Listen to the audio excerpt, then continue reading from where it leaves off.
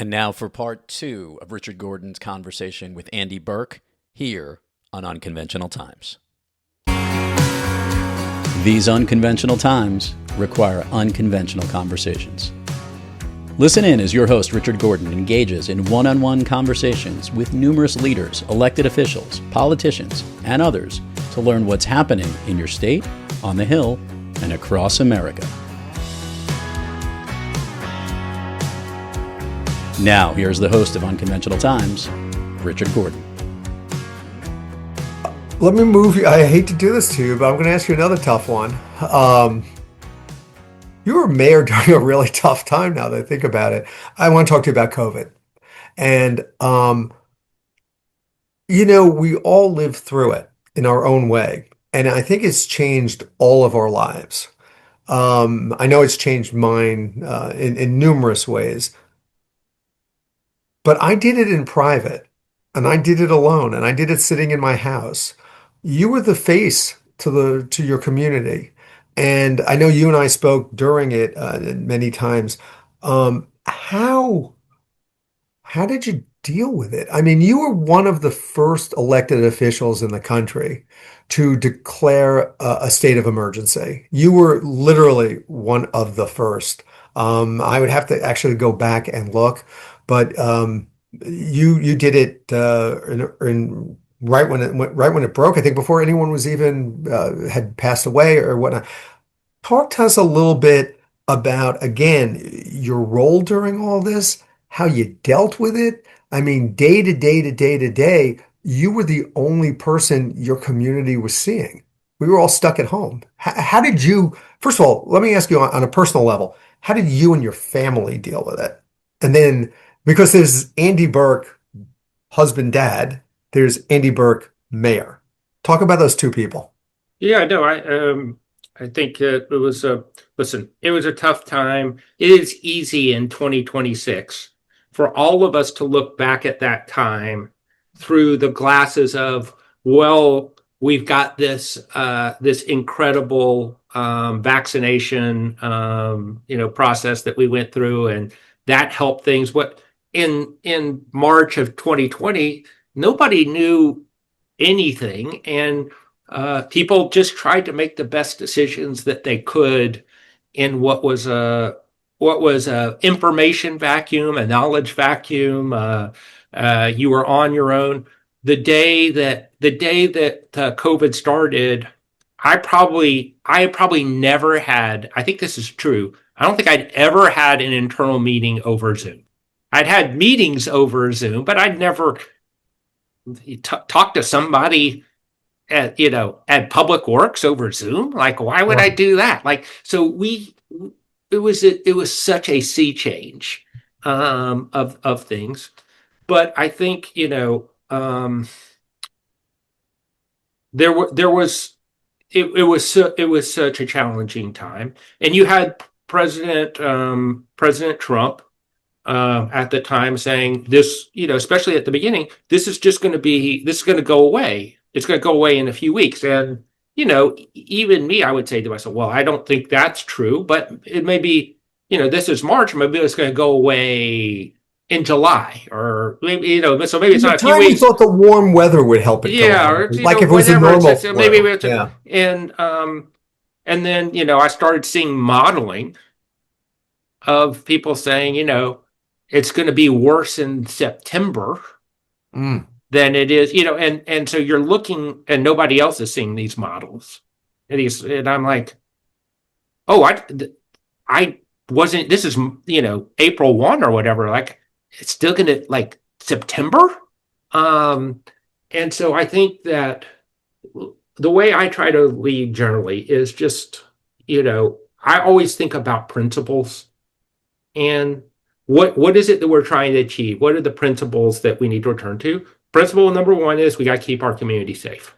How do we keep our community safe? And doesn't mean you always make the best decision, but you try to make the one that seems to do that. How do we make sure that people can survive economically? Like people need to survive. Like you just start putting, people need money to live. How are we going to do this? And there are no best practices. There's nobody that you can put to say, so and so over here did this thing, let's do Right. that. You make the best decisions that you can. And I sometimes your decisions are wrong. This is true in general, not just about COVID. But you just need to have the right process and know that you did the best thing that you could at the time. And if you do that, then it gives you the best chance of success. Doesn't mean you're going to be successful. It just gives you the best chance of making a good decision. We made some good decisions. We made some not as good decisions. But I feel good about the process that we had and trying to look at information and do the best that we could. How was it for you personally? I mean, it must have been incredibly It draining. And was terrible. And I, again, to this transparency thing. So I decided pretty early. I can't remember when it was, but maybe March, maybe April, but very early, that I was going to at 6 o'clock a couple of times a week, and I think it was every Monday and every Thursday. Maybe it was different days.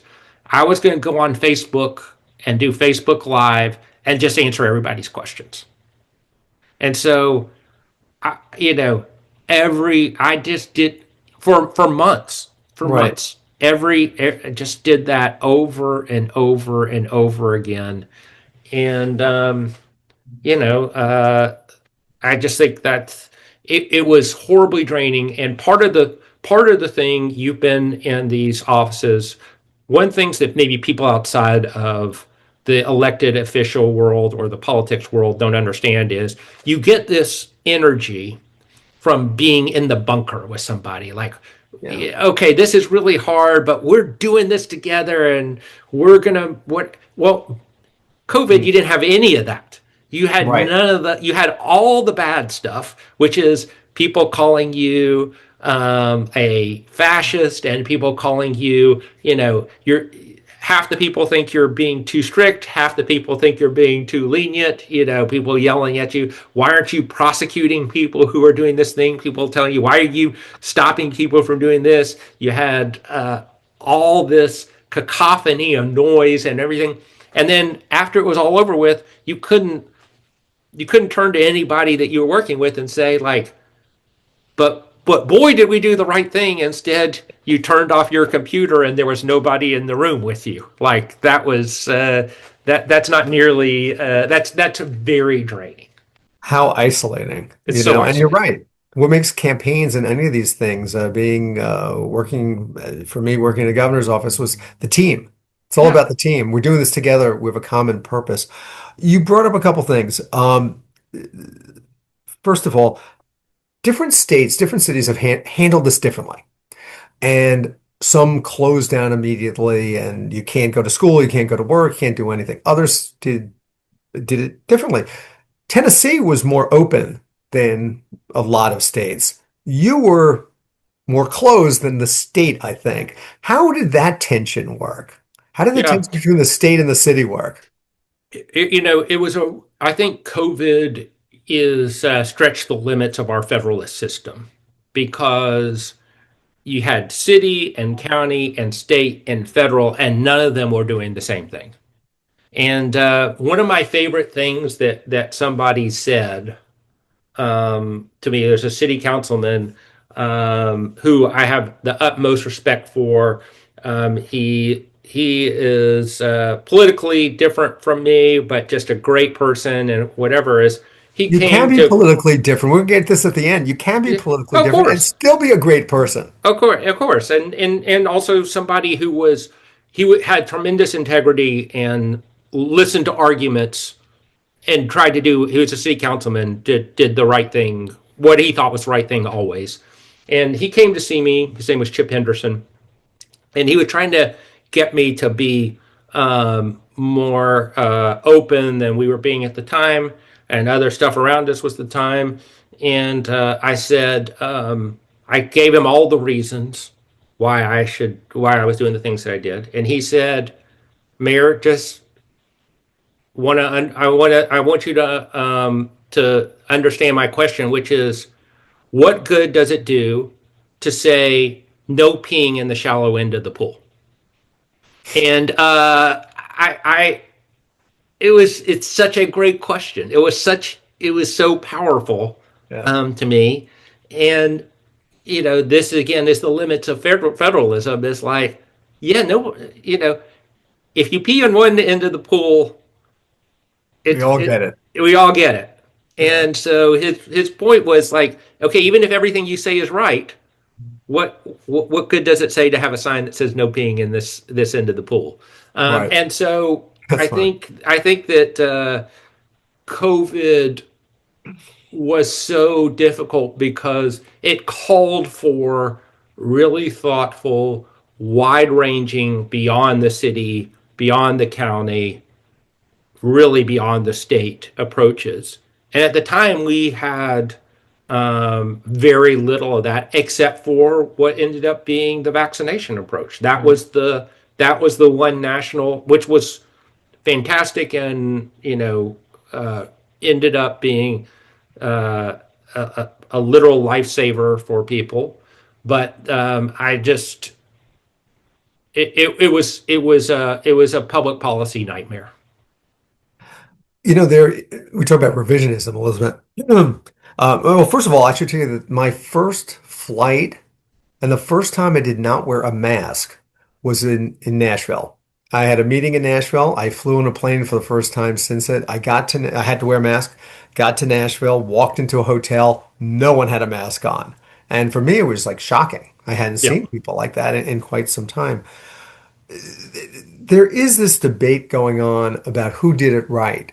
And the reason that's important is not for who did it right and who did it wrong. It's only important because of the future and where we're going. I've always wondered, and I've never seen it if there is one, but I would love to see a study that says, let's compare New York to Tennessee. How did it work per deaths? How did it work for our kids in closing school? Someone closed schools, someone didn't. Someone said you couldn't go to work, someone stayed open.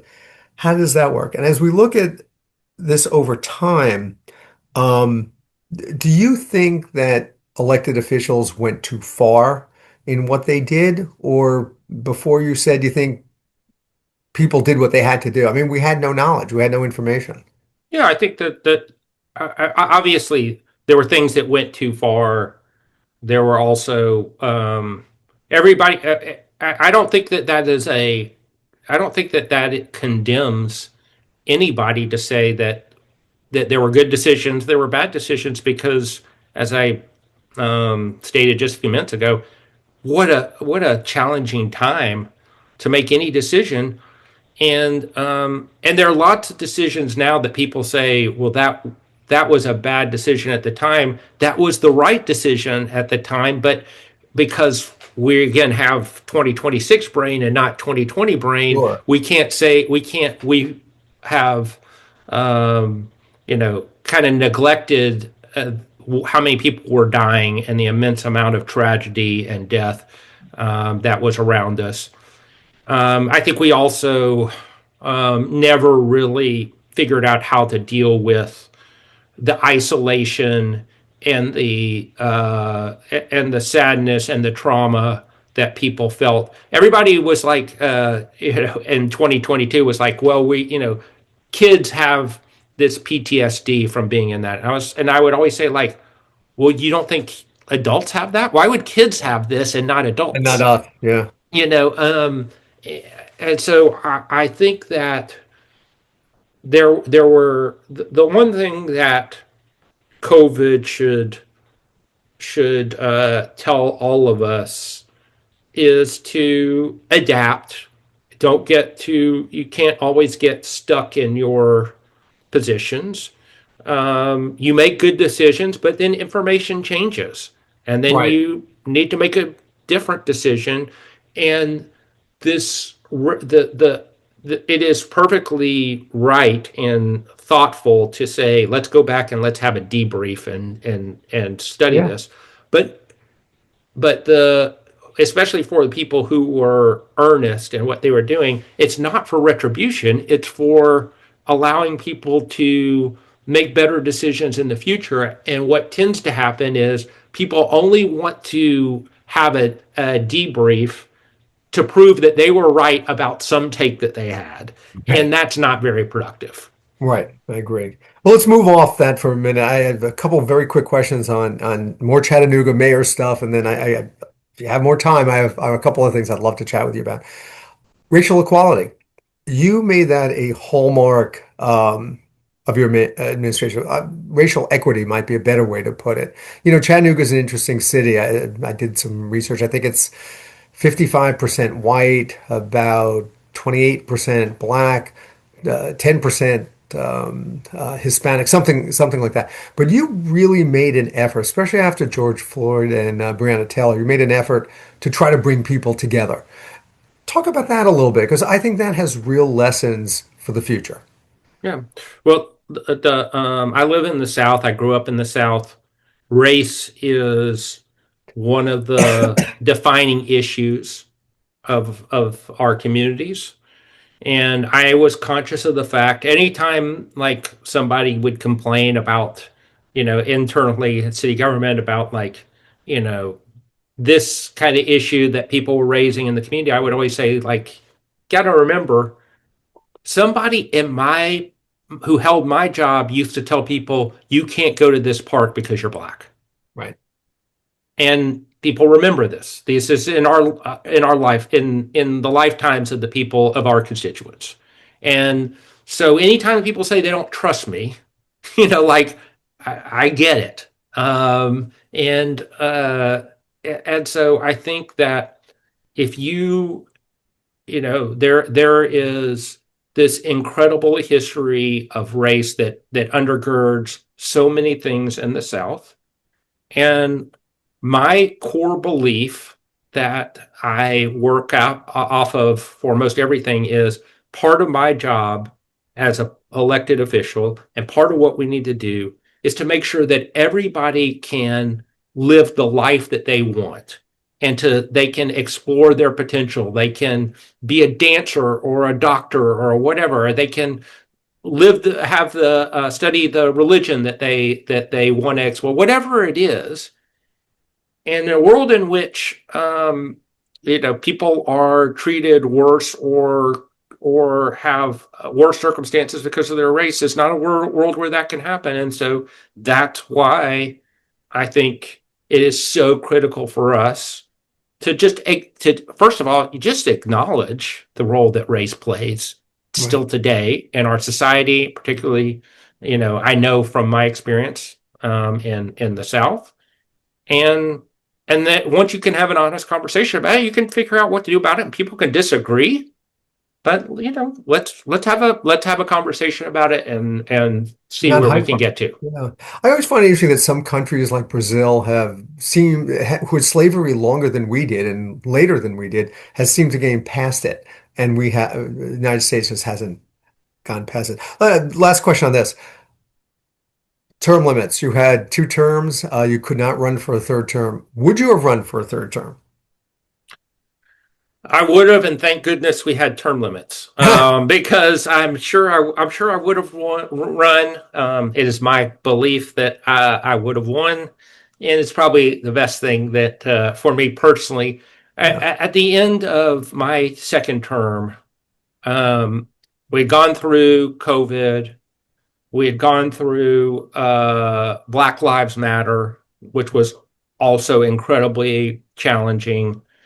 Gone through it while again I was in my house by myself, with my family, trying not with a team. We'd had the terror, had all this stuff going on, and the economic devastation wrought by COVID, and I was exhausted. And so you need to start your term. You need to be an elected official. You need to be fired up and ready to do things. A year out, I was like, these stupid term limits, why do I have to, I'm better in my job than I used to be, and people, I think, still want me to do my job and whatever. And by the time that the last day happened, I was like, all right, I'm gone. It's been nice. Thank you. Yeah, I'll see you guys later. Let me turn you completely a different topic. you leave the mayorship and you get appointed by President Biden to the Department of Agriculture, the Rural Utilities Service. I can guarantee you, you are the only person on this podcast or listening to it who has ever heard of the Rural Utilities Service. Could you please tell us what it is and what it did? I know what you did, but tell us what it's all about. Yeah. So the Rural Utility Service, for those who know their American history, started out as the Rural Electrification Administration. President Franklin Roosevelt said, to help people live a better life and to grow the rural areas economically, they need electricity and power. And so the Rural Electrification Administration was started to basically build out the electric grid in rural America. And it was started alongside of rural electric co-ops that were formed to basically lend money and to help them build out their system. And then This is the TVA, basically. this Tennessee this Valley. is this is at the same time as TVA, but separately and apart from TVA, because the TVA was actually government owned, Mhm. and these rural electric co-ops were owned by the community members. So they were the community members, but they didn't have any way to get money, so they would have to borrow that money from the Rural Electrification Administration to build out their electric grid. And then it added water and it added telephone, now telecom, and became the Rural Utility Service instead of the Rural Electrification Administration. And it's now the number one funder of water, electricity, and internet in rural America. What were you hired to do? What was your charge? I was You were hired the, to, you were the administrator of it. What was your yeah, yeah. responsibility? Yeah, so there was on a yearly basis, it would lend out somewhere in the neighborhood of $8 or $9 billion to rural utilities. But during the Biden administration, there was this incredible emphasis on infrastructure. So there were two big things. One is there was a massive influx of funding to build out the internet, and so we did about a little bit under $5 billion worth of new internet connections in rural America. And then through the Inflation Reduction Act, there was incredible push to reduce the amount of pollution that's going into our air and water from utilities. And so we were able to seed about $40 billion worth of new clean energy in rural America. Wow. You want to explain to us the difference between the internet and broadband? Well, they're well, let me say Because a lot of two people things. think they're interchangeable, but they're Yeah, not. yeah. So the internet is obviously the set of what you do to get online and your URLs and everything that you're putting in. What we were charged with is making sure that the physical infrastructure that supports the internet was available to you. Frequently, that is the fiber that we were talking about a while back that goes from your location elsewhere. And fiber, this is one type of way to connect through broadband. Fiber is glass. Glass information moves along glass at the speed of light. So theoretically, once you have one strand of fiber, you could carry all the information in the world on that one strand. And the only thing that limits its speed is what's on either end of the glass.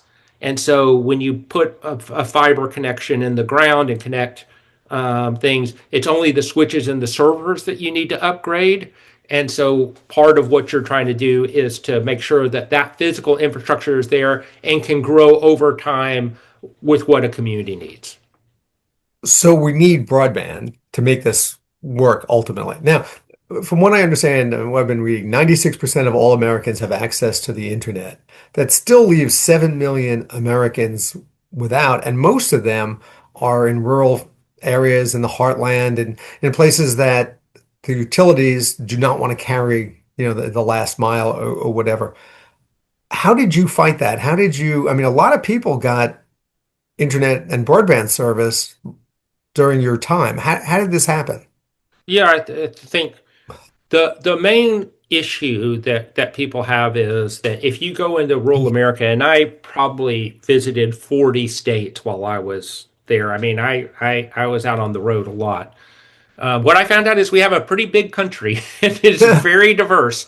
And so a lot of times it's the issue is not just that people, it's not that these entities don't want to, it's that it is so expensive Mm. to provide to somebody who is over the mountain, around the forest, behind the lake. And so you're talking about if you are in New York, in a mile, you might pass, I don't know how many hundreds of people, each of whom are paying you on a monthly basis for their internet connection. And in rural America, sometimes you pass zero people. And so you get zero return. And so if you have to go 5 miles, it doesn't make financial sense. It is so, and it can ruin the cost to the rest of the people on your network to do that. And so Because they have to pay more to subsidize it in a because they way? have to subsidize it Yeah, exactly. yeah. And so instead of that, what we did was to make sure that you lowered that upfront cost of connection so that people could get on. And oftentimes it still didn't make great financial sense for the internet service provider. But instead of losing amount X, they're only losing X divided by 3. Well, you can justify Justify. that for the good of the community, but more than you could just X. Why should we all care about this? Why is this important to average Americans? I have, internet in my house. My neighbor does. Everyone I know. Why should I care? Why should average Americans care about this? Why did President Biden care about it? Well, I think this is the same thing that President Roosevelt did 100 years ago. He said, if you want to improve quality of life and the economic fortunes of people who live in rural America, they need access to electricity. Just substitute in high-speed internet for electricity, and you've got it. Which is, if you want to, if you want to go to school, if you want to see a doctor, if you want to start your own business, really hard to do that in 2026 without the internet. And that's why it's such an essential service. It's much more like water and electricity and roads than it is like a fluff item that you can choose to have or not have. And I think we saw during COVID what happened to people who did not have it and how they struggled. First of all, just mentally being connected to the world. But second of all, how did you go to school? How'd you work? How'd you do anything else? And, we talked about people sitting in McDonald's just to get internet, but so many of the McDonald's were closed or Starbucks or whatever. One of my favorite stories was when I was in Mississippi. Somebody was driving me. We were doing an announcement of a grant at a school because, of course, there were going to be people at like a parents at the parents' night or at the school, and somebody who worked for me was driving me. And as we were driving up to the school, he stopped the car. I was looking at my notes, and he said, "Look to your right." And there was a sign that said, "For best internet, park here," Uh, because people would come to the school and sit in the parking lot and draft off the in order to get Wi-Fi. it. And that just tells you can see that sign and it lets you know everything that you need to understand about what people there were dealing with the internet. I find the parallels in your life very interesting. When I was thinking about doing this show today with you, I was thinking about, um, first of all, economic development, what you did as mayor, what you did as administrator running this. The thing that really struck me is what you did as mayor for equal access and how you helped kids on the free and reduced lunch program get internet at a reduced price. And I think that was a amazing thing to do, a very foresighted thing to do. But it leads directly into what you did running the rural utilities service. I mean, it's one grows into the other. Is that It's no, it's I've been so lucky. I mean, I can't even tell you how lucky I've been to get to do some of these things. This was the last thing. So Chattanooga, we had the first universal fiber to the home system in America through the city-owned electric utility EPB. The last thing that I did when I was mayor was to ensure that every family who had a child on free or reduced lunch had free broadband to the home.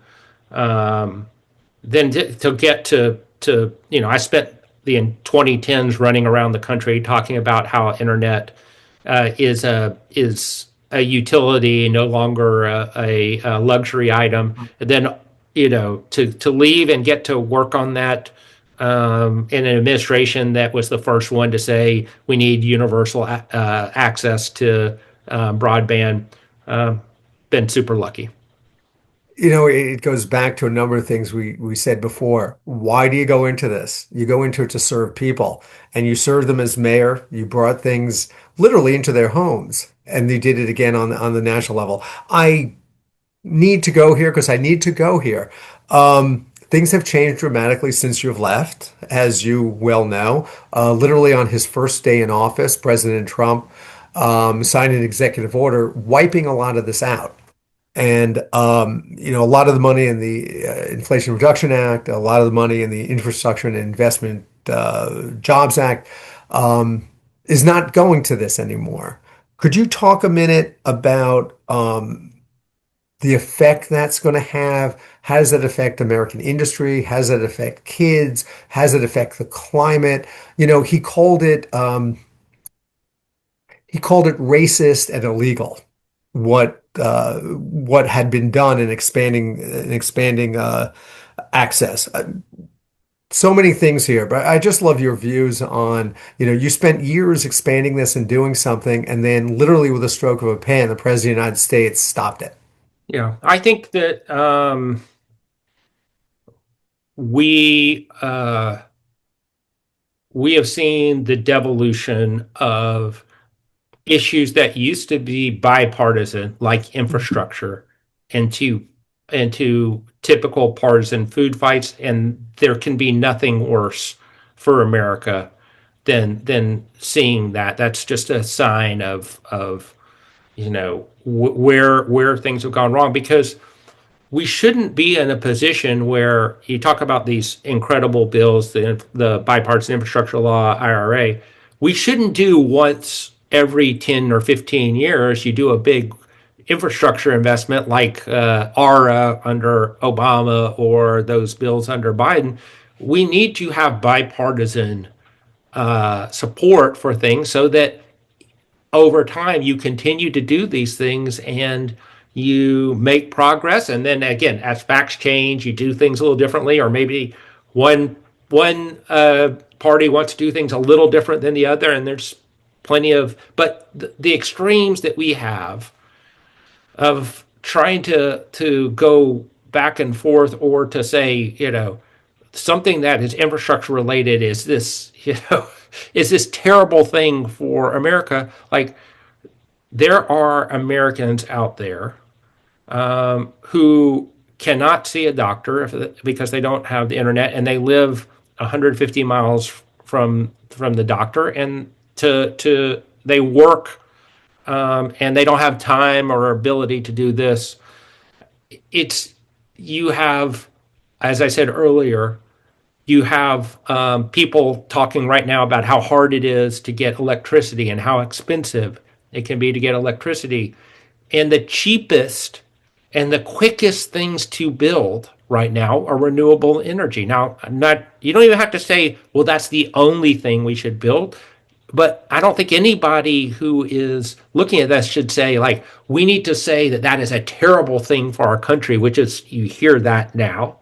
To do that when we need energy to keep prices down and to make sure that it's reliable. So the entire work that we've seen and to make these partisan issues is really unhealthy for our country. And hopefully there are ways that we can get back there to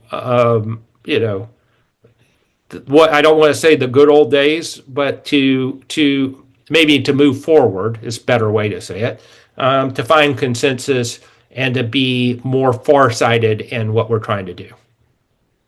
Well, that is a perfect segue to our last topic, if that's okay. Yep.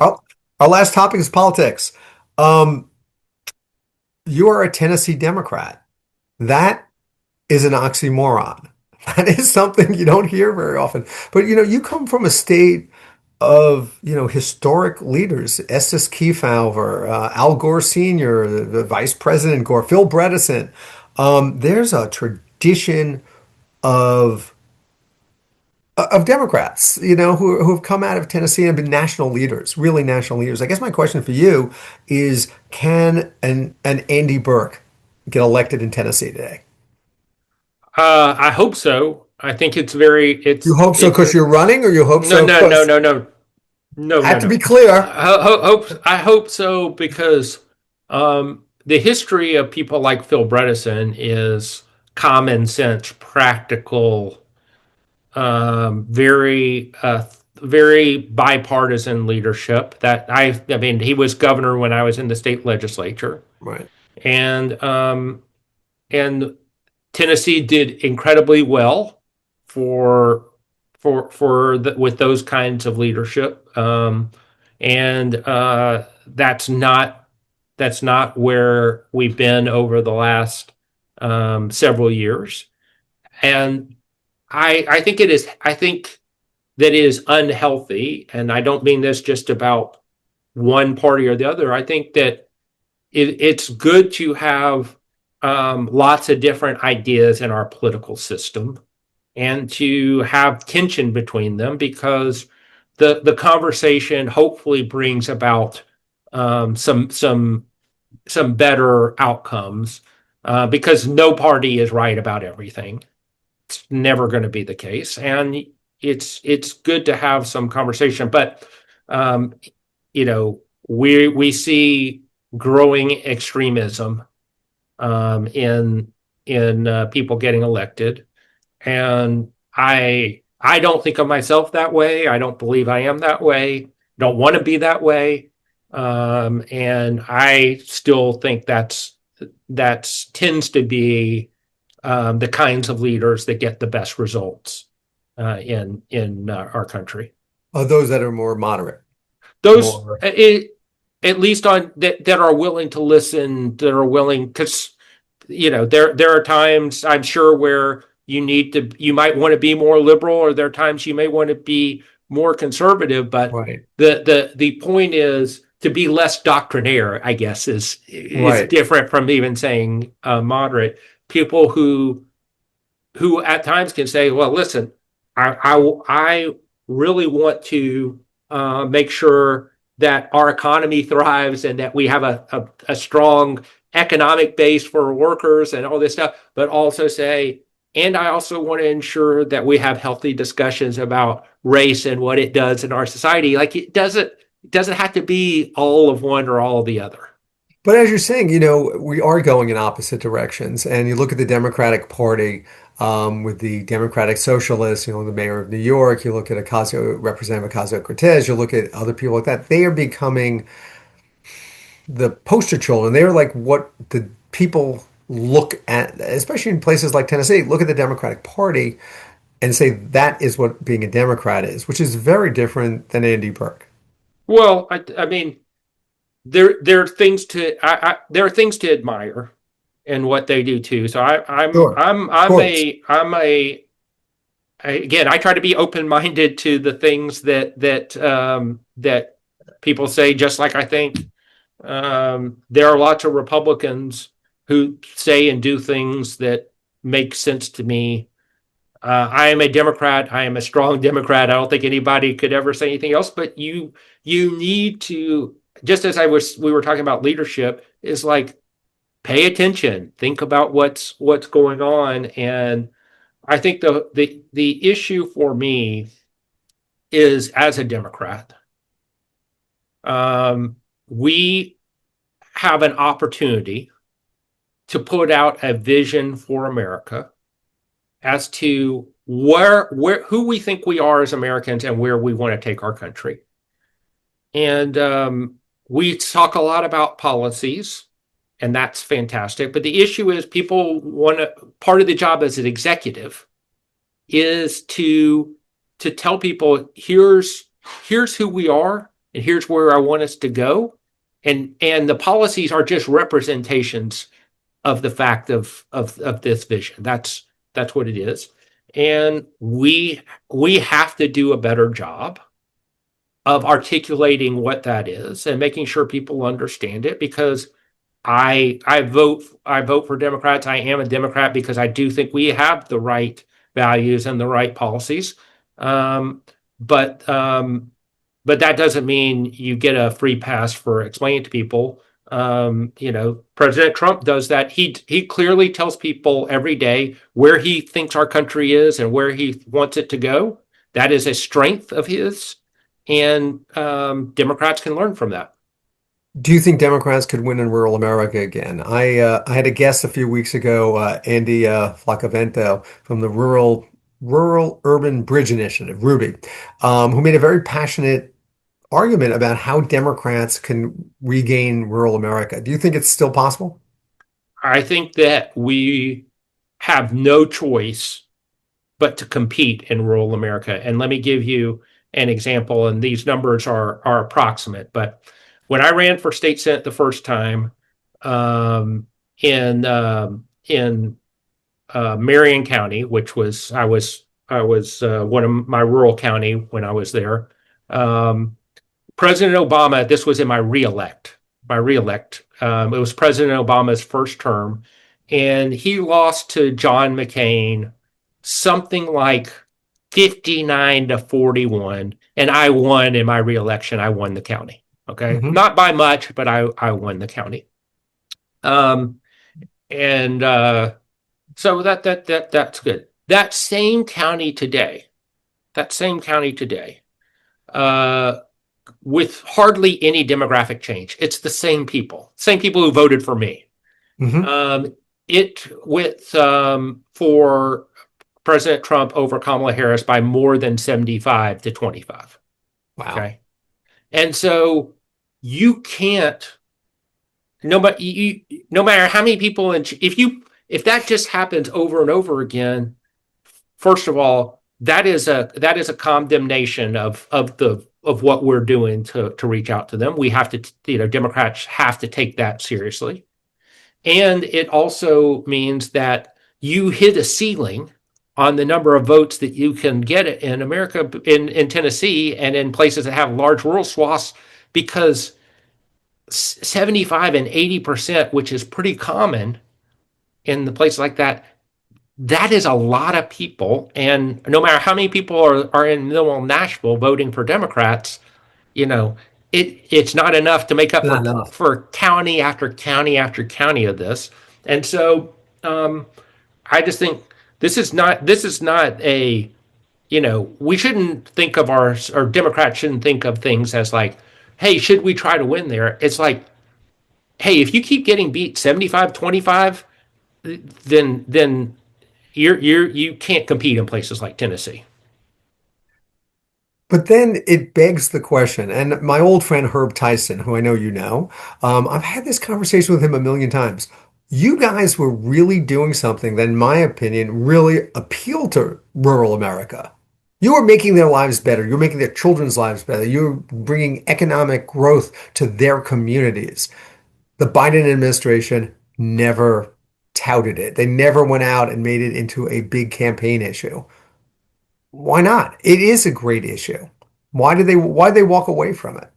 Yeah, well, I mean, I think the campaign people will have to say what they think. I just think there's moving forward instead of looking backwards. I'll just say that the opportunity is to go out and, as I said, talk about this vision, because there are a lot of people in rural America who look at Democrats as the urban party, as the party of certain values and certain people. And if we only talk to those people, and I should even be more explicit, if we only listen to those people, it's not who we talk to, it's who we listen to. Listen to. Yeah. If we don't listen to them, I hear lots of Democrats say we need to go talk to people in rural America, and we need to go listen to people in rural America. And if we listen and we understand, again, we don't have to win every county, and it'd be great, great, great, of course, for people who are running if they did, but it is unhealthy for the party. It's unhealthy for the country. It's not sustainable to just to lose 75-25 in county after county after county in rural America. But you have to offer some. You have to You have offer to people, you, and as you you have said, to you have to listen to them. And yeah the party does not do a good job of that. I'm not so sure either party does. yeah. I've kept you a long, long time. I'm going to ask you one last question. Yeah, I know. I'm going to have to serve you dinner or breakfast or whatever soon. Um, your successor. I don't want to talk about him specifically, but your successor is an independent, and I'm just curious that whole again, I'm not talking about the current mayor of Chattanooga at all. You can if you'd like.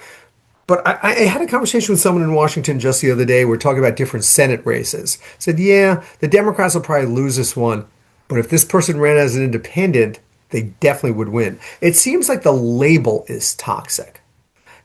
Same person, same values, same ideas, calling themselves an independent or I don't know, a tomato, I don't know, whatever it is. Is that the sense you get in Tennessee? I think there's the issue is that negative feelings are trumping positive feelings in our society right now. And what I mean by that is uh, if you most of what I hear in political conversations is if you say, like, why are you voting for this person when they believe thing X, it's always because Y is worse. Like, it's not anything else. It's just Right. Y is worse. And Y is worse because, this person is worse because they are a Democrat, or because they are on the other side because they're a Republican. And that again, that's not a healthy it's not a healthy trend. No. And I do think that there is coming a day where we will see some of this reverse. I hope and pray that there is a day where some of this reverses, and that there is a little bit more about, like, the way to win this election is not just to make sure that everybody knows that this person's worse than our person, but that there's some galvanizing for, hey, I'm excited for this person, and but that is really hard to do. That's really hard to do, and I think it may take some transformational type candidates to do that. Well, that's interesting because we started talking about leadership and we're going to end on leadership. It is all about leadership. And look, you've been very generous with your time. Thank you for spending the afternoon with me. Andy, it's like hanging out with you. So we just invited, thousands of people to join us, but it's like you and me just hanging out, talking, because this is what we would have done if we were just sitting in a restaurant and talking. So Well, but I would ask you more questions. Just to be clear, I wouldn't have that's only true. answered questions No, no, about no. myself. When we're together, it's always a two-way street. But um, this is not a question. I get to say this. You've done amazing things, and you've been a real leader. And so many things you've done for so many people over so many years is so important. And when I think of you, and I think of the things you did for people you'll never meet or never know, and making their lives better, making sure kids get a better education, that people get jobs. This is important work. This is why people should go into government. This isn't why people should run away. Politics is not a bad thing. Government is not a bad thing. And you have showed us how to do it. So thank you for that. Thank you for your service. Thank you for your friendship. Thank you for being on Unconventional Times. And as I like to say, Andy Burr, stay unconventional. You're very kind. Thank you so much for having me. It was a pleasure. Thank you. Listen, I just want to close today's show by saying a couple things. When I was listening to our guest today, it really makes me wonder, when did treating everyone equally become a bad thing? Throughout his career, both as mayor and then when he ran our country's broadband expansion. Andy Berke has worked to make things inclusive. And I always thought that was a good thing, not something, quote, racist or illegal. In fact, I always thought it was the opposite, and including people is a good thing. It's interesting because that's what George W. Bush thought when he was president, because he was a major proponent of expanding broadband and internet into rural and underserved communities around this country. And he spoke about it quite a lot. And he called for universal broadband to be affordable for everybody. And that was something Republican President George W. Bush was a major proponent of. This should not be a political issue. Just like Republican President Dwight David Eisenhower expanded the interstate highway system to connect all of us by roads, we need to do the same thing. We need to make sure that we connect all Americans through high-speed internet. It's not political. Let's just do it. And you know what?